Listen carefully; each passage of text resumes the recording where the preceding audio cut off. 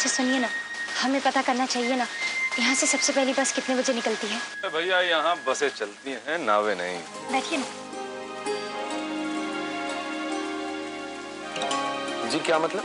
अरे भैया देख रहे हो ना, पिछले कितने घंटों से बारिश लगातार हो रही है। यहाँ का बस अड्डा तो अब तक तालाब में बदल गया होगा।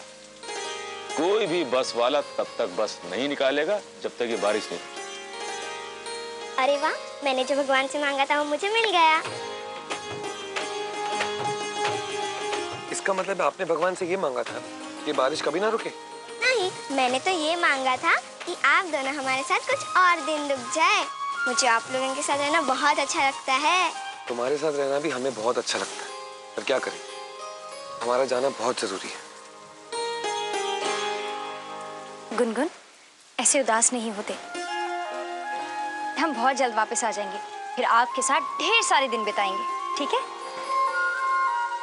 ना, केवल बातों से कुछ नहीं होगा। मुझे विश्वास नहीं तुम्हारा। स्टाम्प पेपर पर अंगूठा लगवा के दो, फिर भेजूंगी यहाँ से। क्यों जी, क्या कहते हो? अब हम क्या बोले? तुम कह रही तो ठीक ही कह रही होगी, हैं? आप है कोई जवाब? पक्का दीदी, कान्हा ने मुझे इतनी अच्छी दीदी दी है, आपके पास तो आना ही होगा। अच्छा सुनो, हम जरा खेत देख कर आते हैं। और सुनो भैया, अगर ये बारिश रुक जाती है तो बस अड्डे चले जाना, 3 बजे की बस है। आप मुझे फोन बूथ पर छोड़ देंगे? फोन करना है क्या? जी। उसके लिए भी बस का इंतजार करना पड़ेगा। हमारे गांव में जब पहली बारिश शुरू होती है ना, तो सबसे पहले हमारी फोन जो है ना, यही मौन व्रत धारण कर लेती है।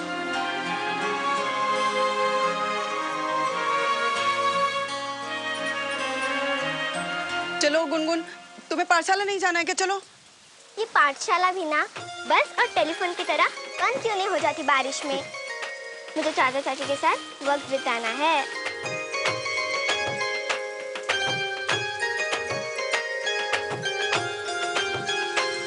गुनगुन, पाठशाला जाना बहुत जरूरी है। लिखोगी पढ़ोगी तभी अपने माँ बाबा का नाम रोशन करोगी। और वैसे भी हमारी बस तो 3 बजे है, तुम तब तक पाठशाला से वापस भी आ जाओगी। आओ, मैं तुम्हें तैयार कर लेती हूँ। कहाँ है तुम्हारा कमरा? इस तरफ आओ।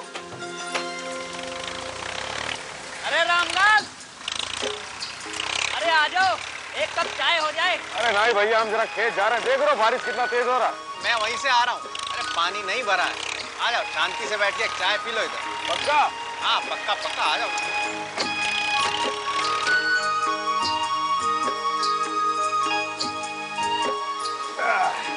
लाओ गुरु, पिलाई दो गर्मा गर्म चाय। अरे चाय ले आओ भैया।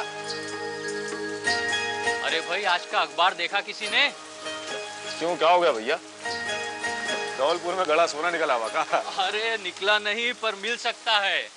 मथुरा के राज पुरोहितों के घर से उनका नौकर उनके खानदानी गहने लेकर भाग गया है। पकड़वाने वाले को 10 लाख रुपए इनाम रखे। सोचो, अगर वो छुपने के लिए धौलपुर आ जाए और हम में से किसी को मिल जाए तो? शक्ल दिखाना जरा। देखो देखो। क्या नाम, क्या लौंडे का पेपर में नाम क्या दिया उसका? देव, सिर्फ देव, और आगे पीछे कुछ नहीं।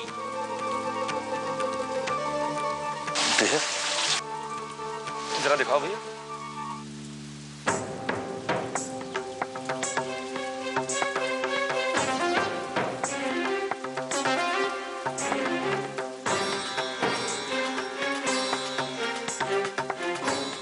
अरे भाई रामलाल, ऐसे देखे जा रहे हो जैसे बहुत अच्छे से जानते हो इसे। अरे नहीं भैया, क्या बात करो, हम कहाँ जाना था इनका। हम तो ससुरा पढ़ने की कोशिश कर रहे हैं, इतना बारीक बारीक छापे है सर। हम एक काम करते हैं भैया, हम इसको घर ले जाते हैं, वहाँ आराम से पढ़ के पेपर में वापस कर देंगे बाद में, ठीक है? और फिर घर भी जाके देखना भैया कि कहीं छत पर चू ना रही है, बारिश हो रही है ना। है? दुआ करो कि यह आदमी कहीं मिल जाए, फिर एक कोठी बनवा लेना। ये रोज रोज की बारिश में छत चूने की मुसीबत से छुटकारा मिल जाएगा। अरे मैं तो कहता हूँ, ये आदमी एक बार सामने आ जाए, ऐसा कसके झापड़ रसीद करना चाहिए। अरे भाई, कैसा आदमी है ये? अरे जिस घर में खाया उसी घर में चोरी। जिसको 10 लाख मिलेगा वो तो गरीब से अमीर हो जाएगा।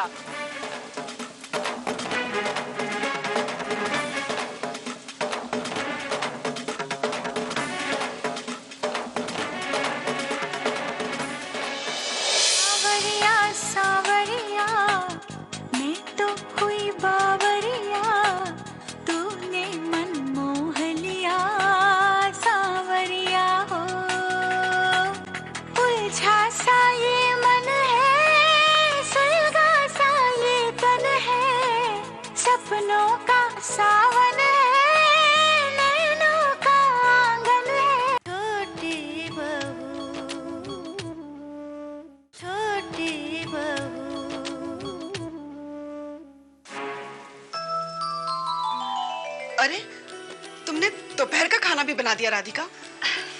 ये लीजिए दीदी, रामलाल भैया का टिफिन मैंने बांध दिया है। अभी आप खेत जाएंगी ना? तुम क्यों मेरी आदत बिगाड़ रही हो? अब तो ये चूल्हा ना मेरी भाषा समझने से बिल्कुल ही मना किया करेगा। दीदी, जैसे आप पल में सबको अपना बना लेती है ना, इसे भी बना लीजिएगा। ये भैया का टिफिन ठंडा हो रहा है, जाइए। मुझे आने में थोड़ी देर होगी। आते हुए टाल से कोला लेकर आना है। गुनगुन पाठशाला से आती होगी, तुम जरा उसका ध्यान रख लेना। जी दीदी।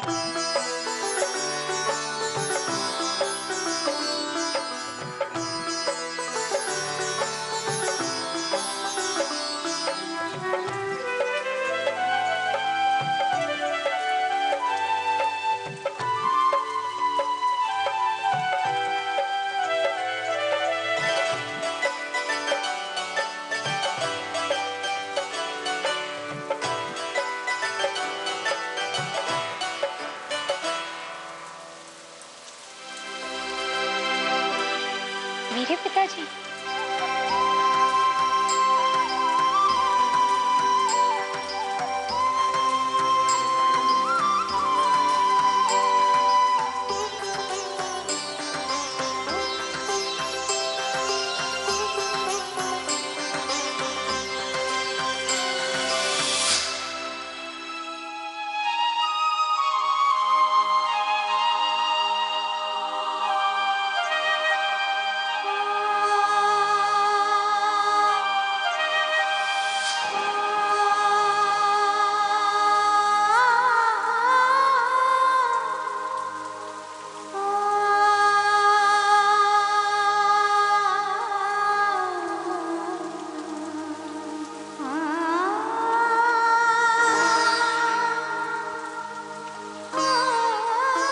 बाबा की याद आ रही?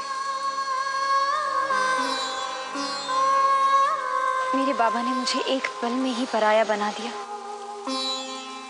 बचपन से लेकर आज तक बाबा मेरी हर बात पर मेरा साथ देते थे। बहुत विश्वास था बाबा को मुझ पर, लेकिन मैंने उनका विश्वास तोड़कर उन्हें बहुत चोट पहुंचाई है। वक्त हर चोट ठीक कर देता है राधिका। वो तुम्हारे पिता हैं, उनके लिए तुम रोहन की पत्नी हो। जो भी उन्होंने किया शायद हर पिता वही करता, क्योंकि जो सच वो जानते हैं वो रोहन ने उन्हें बताया। लेकिन बाबा ने मुझे मेरा सच बोलने का मौका भी तो नहीं दिया। रोहन ने बहुत सोच समझकर तुम्हारे बाबा के विचारों को निशाना बनाया। वो रोहन की बातें सुनकर इतना परेशान हो गए हैं कि तुम्हारी बात सुनने के लिए तैयार ही नहीं है। मुझे यकीन है राधिका, जिस दिन उन्हें सच पता चलेगा वो तुम्हें खुद बुलाएंगे। काश मैं अपने बाबा को बता पाती कि मेरे कृष्ण कन्हैया आप हैं, जिनका मैंने 12 सालों से इंतजार किया। वो समय आएगा राधिका, बहुत जल्द आएगा।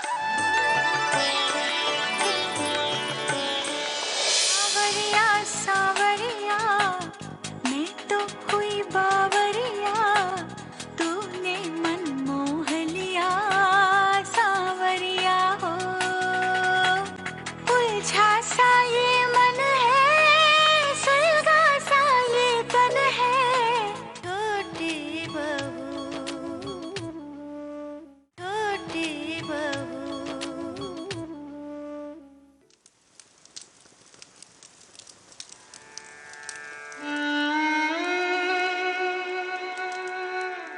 अभी तक चाय नहीं पी बाबा, ये लेके दूसरी बार ठंडी की है तुमने।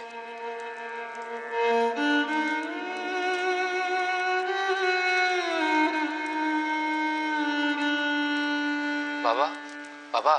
हाँ, क्या हुआ? तुम ये सब रखो, रखो ये सब। 2 मिनट मुझसे बात करो। बहना की याद आ रही है ना, मुझको उसकी याद नहीं आ रही। मुझको तो अफसोस हो रहा है कि मैंने एक अनाथ को पाल पोस के बड़ा किया।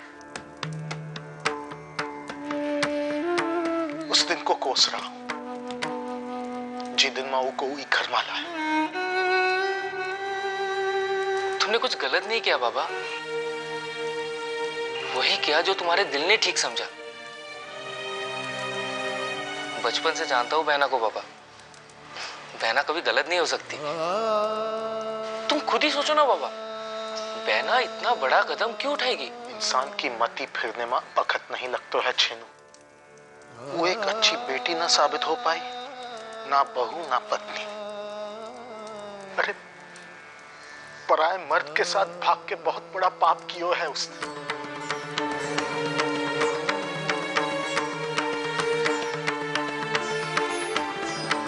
पर मोरा मन नफरत ना कर सकत है उसको।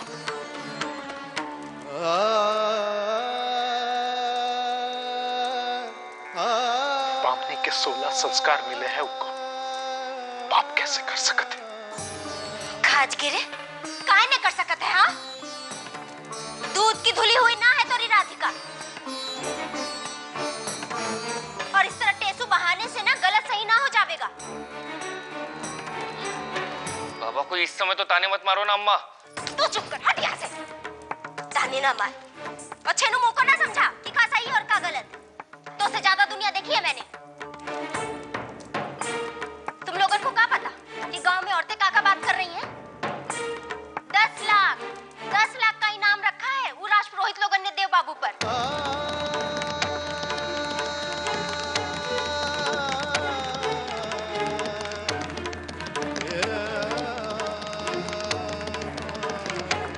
और एहसान मानो उन लोगन का कि तोरी बेटी का नाम अखबार में ना दियो है।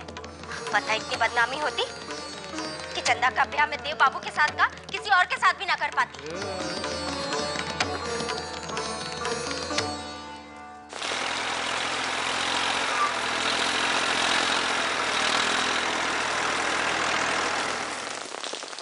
आप इतनी जल्दी घर काहे चले आ रहे हैं गुनगुन के बापू? हम तो आपका खाना लेकर खेते ही पे आ रहे थे। अरे दुलारी, खाना मना छोड़ो और हमारी बात जरा ध्यान से कान खोल कर सुनो।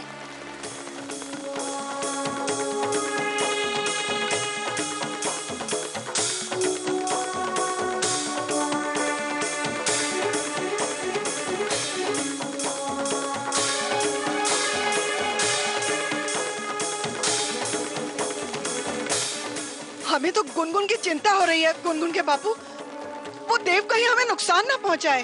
अरे गुनगुन की चिंता छोड़ो, वो लोग गुनगुन को कुछ नहीं करेंगे। फिर आप... अरे हम ये बोल रहे हैं कि इस गांव में तो फोन लगने वाला है नहीं, इसलिए यहाँ से 5 कोस दूर खुनखुन गांव है, वहीं जाकर फोन लगाएंगे उनको।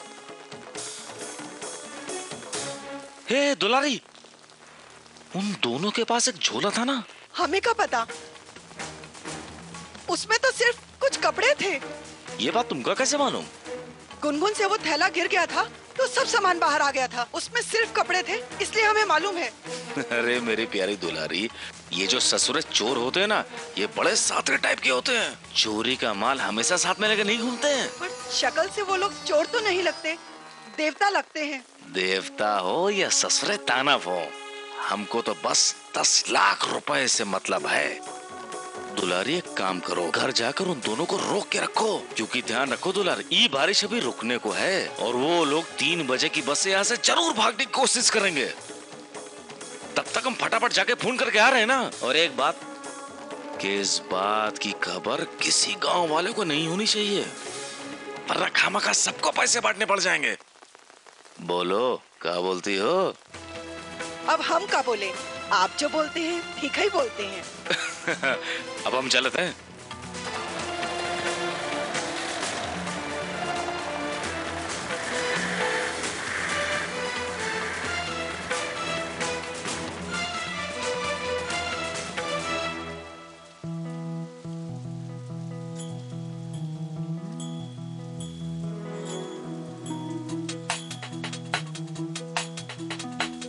सावरिया सावरिया मैं तो हुई बावरिया,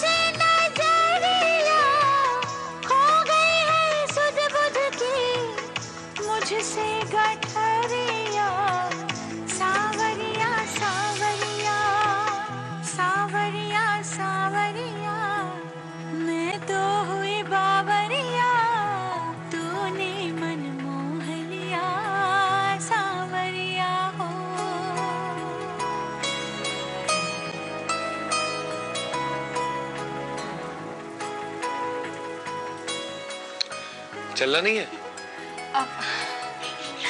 जी लेकिन आप अपनी शर्ट तो बदल लीजिए, खेती करते समय कितनी धूल लग गई है। जाइए।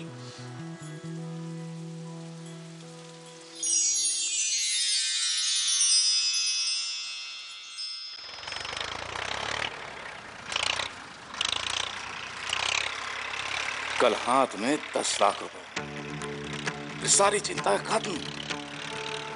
गुरुन का एडमिशन करूंगा बड़े अच्छे स्कूल में, बड़ा घर खरीदूंगा, ससुरे आस पास के कुछ खेत भी खरीद डालूंगा। और ये बारिश को भी अभी रोकना था। वो लोग तो भागने की तैयारी में।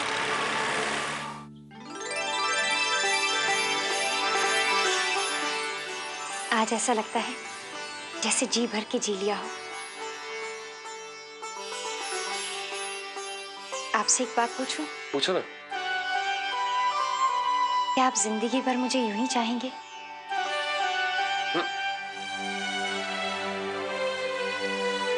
मेरा प्यार तो दिन ब दिन दुगना होता जाएगा। समय के साथ दुगना होगा, चौगुना होगा, और फिर जब हम बूढ़े हो जाएंगे ना, जब लाठी लेकर झुककर चलना पड़ेगा, तब यही प्यार तुम्हारा सारा बनेगा।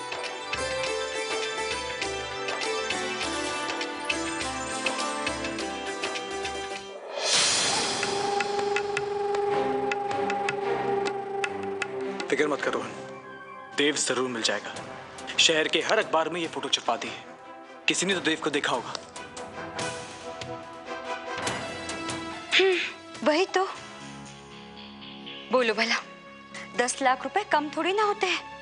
इतने पैसों में तो न जाने कितने सारे देव ले आएंगे लोग हमारे सामने।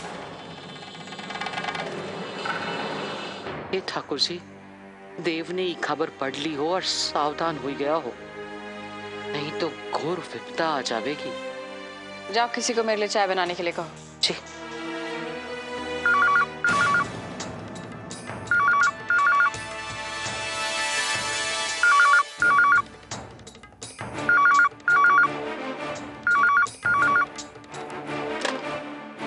हेलो जी, हम धौलपुर गांव से रामलाल बोल रहे हैं। हाँ बोलो। अखबार में फोटो छपाए थे ना?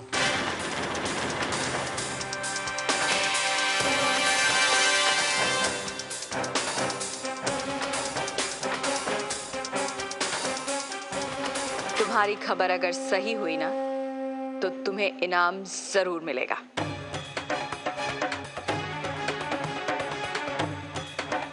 हमारा नाम जरूर याद रखिएगा, रामलाल।